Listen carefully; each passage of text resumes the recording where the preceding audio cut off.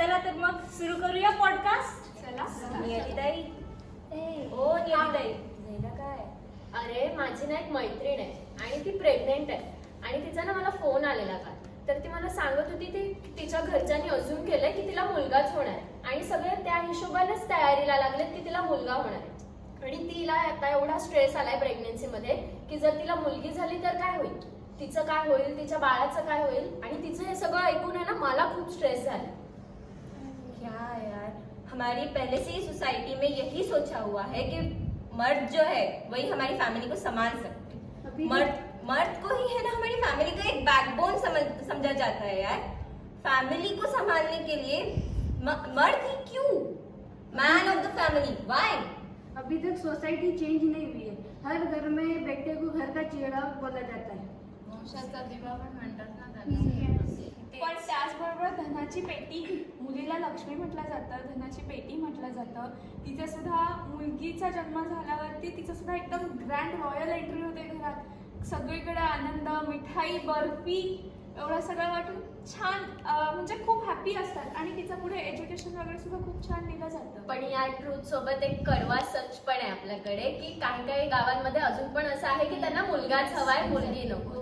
तर आपण चेंज होतोय म्हणू शकतो पण अजून पूर्ण आपण तिथे पोहोचलेलो नाही.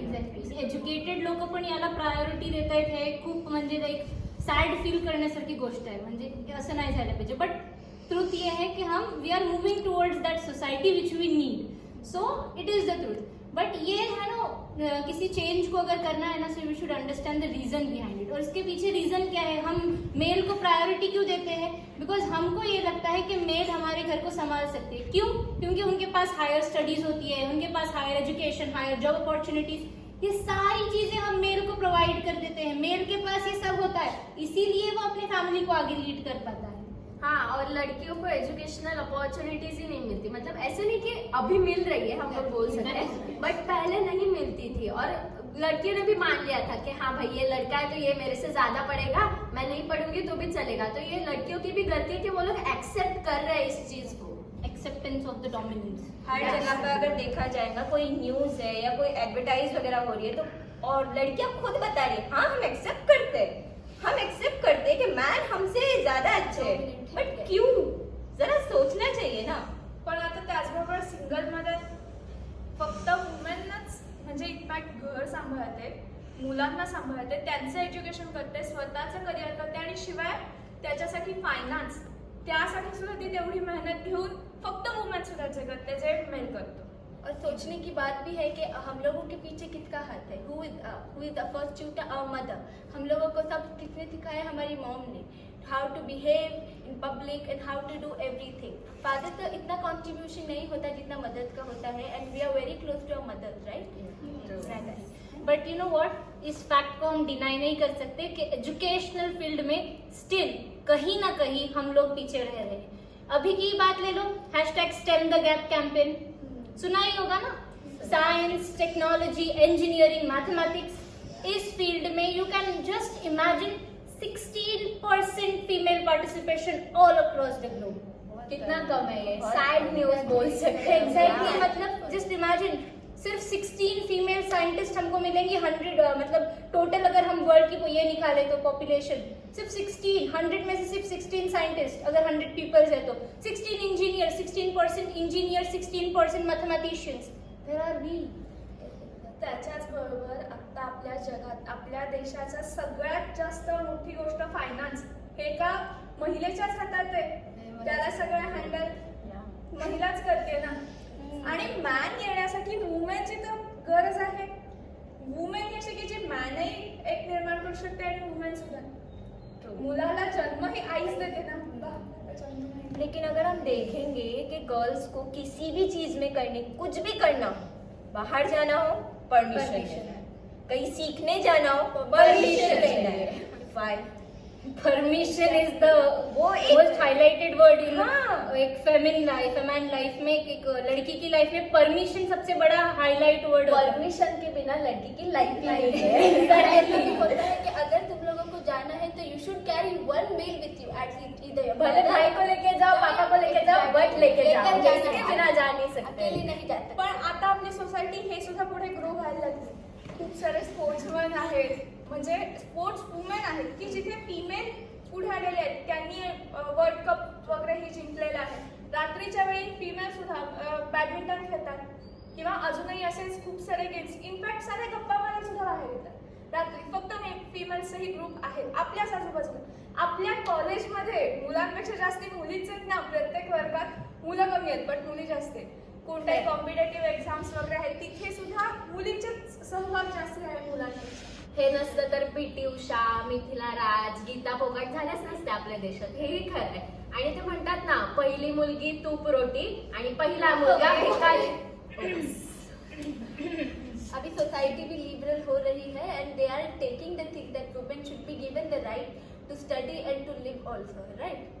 आणि ह्याच्यासोबतच जॉब ऑपॉर्च्युनिटीज पण मिळायला पाहिजे गर्ल्सना, ज्या खूप कमी मिळतात. म्हणजे आजकाल जॉबच्या फील्डमध्ये कुठेही म्हटलं ना की मेल आणि फिमेल जर कॉम्पिटिशन असेल ना तर दरवेळी मेलना जास्त प्रेफरन्स दिला जातो रादर दॅन फिमेल. आणि preference that is another thing. Labels किती लागतात यार. म्हणजे तुम्ही विचार करा ना, एक पुरुष आहे तो तेच काम करतोय, वेगळे लेबल्स लागतात. आणि एक महिला आहे स्त्री, ती ते पण तेच काम करते, वेगळे लेबल्स लागतात. येस, ह्याला आपण म्हणू शकतो जर एखादा मुलगा पुरुष आहे जो रात्रभर काम करतोय, म्हणजे खूप मेहनत घेतोय त्याच्या कामासाठी, रात्री रात्री उशिरा येतोय घरी वगैरे, तर त्याला आपण काय म्हणतो, डेडिकेटेड आहे त्याच्या कामाला, खूप डेडिकेशनने काम करतोय. आणि सेम जर कोण स्त्री करत असेल तर तिला आपण सेल्फिश म्हणतो. म्हणजे ती फॅमिलीला सोडून, घर सोडून रात्रभर काम करते, म्हणजे ती किती सेल्फिश आहे. आणि एक लेवल है कि अगर कोई लड़का सूट वगैरह पहन के अच्छे से तैयार है तो उसको प्रोफेशनल बनाता है. सेम चीज अगर कोई लड़की हो तो उसको शौक आ जाता है ना. जो लड़का है ना कंपनी को संभालता रहेगा तो उसको बॉस बोलते रहेंगे, और जो लड़की संभालती होंगी तो उसको बॉस ही बोला जाता है.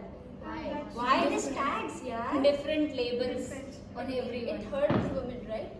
पुन्हा यामध्ये असे खूप ठिकाण आहेत की ज्यामध्ये पूर्ण एंटरप्राइज ही एक फिमेल सांभाळते.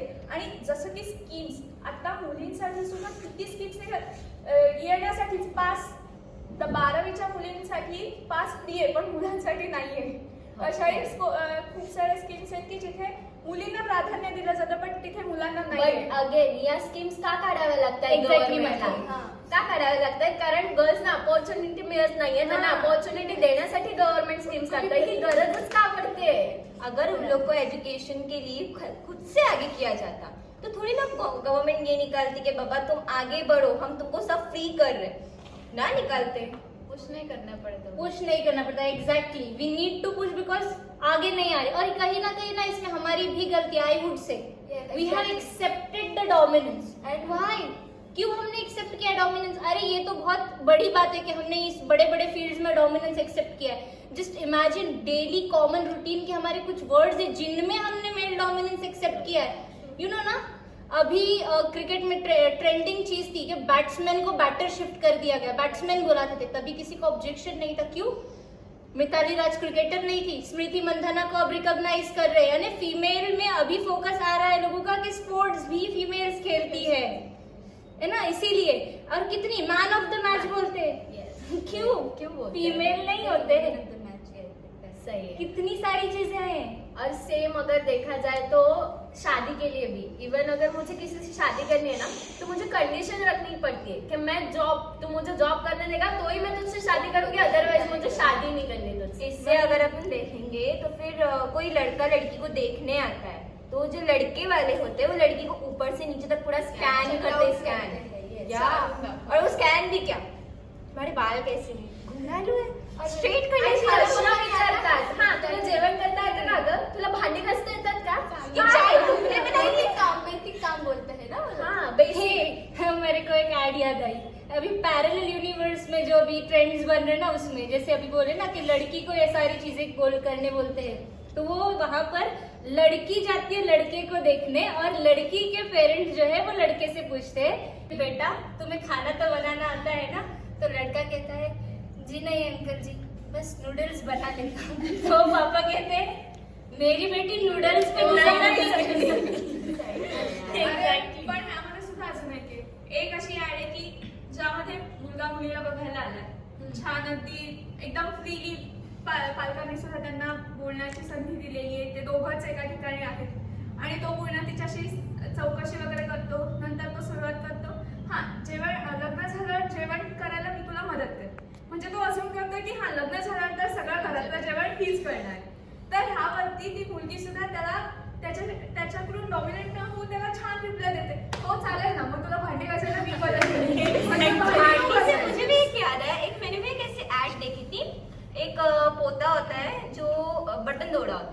एंड उसकी दादी वहाँ पर बैठी हुई होती है, उसको देख रही होती है, एंड उसका बेटा आता है, तो बेटा जस्ट लाइक मेरा बेटा बर्तन क्यों धो रहा है, दादी को पूछता है, दादी बोलते हैं उसको है ना आज उसका इंडिपेंडेंस डे सेलिब्रेट करना है। तो जस्ट इंडिपेंडेंस डे व्हाई, तो वो बताती है कि उसने औरतें ही बर्तन धो सकते हैं, इस सोच से इंडिपेंडेंस, आज उसे इस सोच से इंडिपेंडेंस मिली है, तुम्हें भी मिली है ना, जो तुमने धो गुड नाईट सर. आणि मी तुम्हाला माझा एक किस्सा सांगते. मी माझं जस्ट 12th कम्प्लीट झालेलं आणि कोणतरी रिलेटिव्ह आले मला म्हणत होती की तू म्हणजे केवढी आहेस म्हणजे कोणता स्टँडर्ड. मी सांगली म्हणजे 12वी पास झालं. मग मला विचारते की तू कधी लग्न करणार मग, असे पण असतं.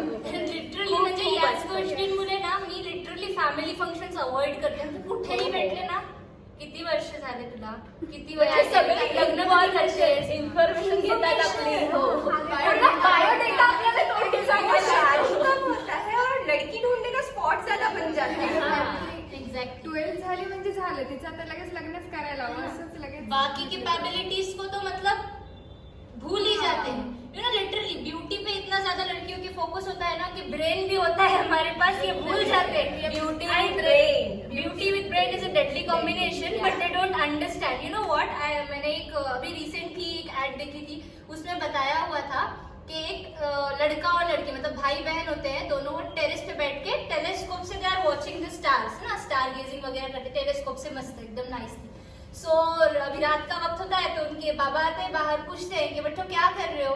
तो लड़का बोलता है कि पापा हम ना स्टार गेजिंग कर रहे हैं, मैं टेलीस्कोप से ना तारे देख रहा हूँ, बहुत मजेदार दिख रहे हैं, मैं भी बड़ा होकर एस्ट्रोनॉट बनूंगा, तारों पे जाऊंगा.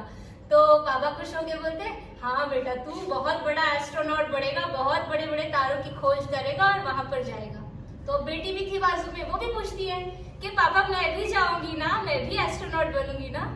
तो पापा क्या बोलते हाँ बेटा तू बहुत बड़ा स्टार बनेगी, फिल्म स्टार बनेगी. अरे क्यों, वो एस्ट्रोनॉट नहीं बन सकती है क्या? Exactly. हर बार ब्यूटी ही क्यों ब्रेन को ओवर पावर करती है हमारे. एग्जैक्टली. This is wrong. नहीं होना चाहिए बट ये होता है. और सबसे मजेदार बात किन की लगती है पता है, ये आर्ट फिल्म्स वालों की. यार मतलब they have underrated the skills. You just take that example. एक लड़की होती है, she is a lawyer. Can you just imagine, एक लॉयर मतलब वो रोज केस में कोर्ट में जाके कई केसेस लड़ती होगी फुल कॉन्फिडेंटली, और कितने मुजरिमों को उसने सजा दिलवाई होगी. उसको एक लड़का मिलने आता है तो वो लड़के को मतलब लड़के के सामने जब जाती है तो उसे टैल्कम पाउडर लगाने की जरूरत पड़ती है, क्रीम. क्यों? कॉन्फिडेंस आने के लिए. तो जब तक लगाएगी ना कॉन्फिडेंस नहीं आएगा. Does it makes any sense? हमारी सोसाइटी ने हमें यही बताया हुआ है कि हमारी जो ब्यूटी है वही हमें कॉन्फिडेंस ला सकता है. हमारी जो मतलब जितना भी हम कुछ भी करें उससे नहीं आएगा, सिर्फ हमारी ब्यूटी से. हम अच्छे दिख रहे हैं, बहुत मस्त लग और रहे हैं. लड़कियों ने भी ये एक्सेप्ट कर लिया है कि ऐसे ही होगा करके. नाही, एक सेकंड, असं नाही काय आहे ह्यामध्ये की एक मुलगी लॉयरच असते आणि तिला मुलगा बघायला येणार असतो, ती कंडिशन सेम असते. त्यामध्ये ती आई सुद्धा अगदी घरात येणार आहे पाहुणे, त्यामुळे सगळी तयारी वगैरे चालू असते. मुलगा बघायला येणार आहे अर्थात, त्यामुळे मुलीने छान दिसायला हवं वगैरे सगळं आईच्या डोक्यात असतं. हा आता ही साडी किंवा पंजाबी ड्रेस घालून छान तयार होऊन इथे येऊन बसणार आहे, मग पुढे पाणी आणा वगैरे वगैरे.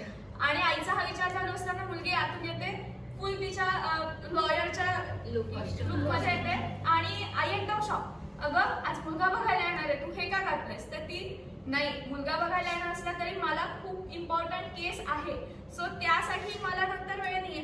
मी त्यांना काही फक्त माझ्या ब्युटीने कशाला, मी माझ्या प्रोफेशनने सुद्धा त्यांच्याशी बोलून शकते ना, इम्प्रेस करू शकते. और ये मेरा खुद का एक्सपीरियंस है कि when I was 5 years old or 6 years old, I was thinking and I went to my मासी and she was like, अभी तक मुझे याद है इतना मतलब होके भी कि she was like she was about to say me something. वो गाना गा रही थी and I was like, आपको कैसे आता है? She was like, तुमको क्या लगता है मासी को सिर्फ झाड़ू पोता ही आता है? वही. और अगर लड़कों को काम करने देना भाई वो एक बहुत मुश्किल है. लड़कों को काम करने बोले मतलब काम बढ़ा के रख देंगे. और वो बोलते हैं ना, मतलब ऐसे भी है कि हम लोग को उनको चांस देना चाहिए तभी उनको आएगा. Practice makes man perfect. अरे मैन आएगा ना, बिकॉज विमेन्स आर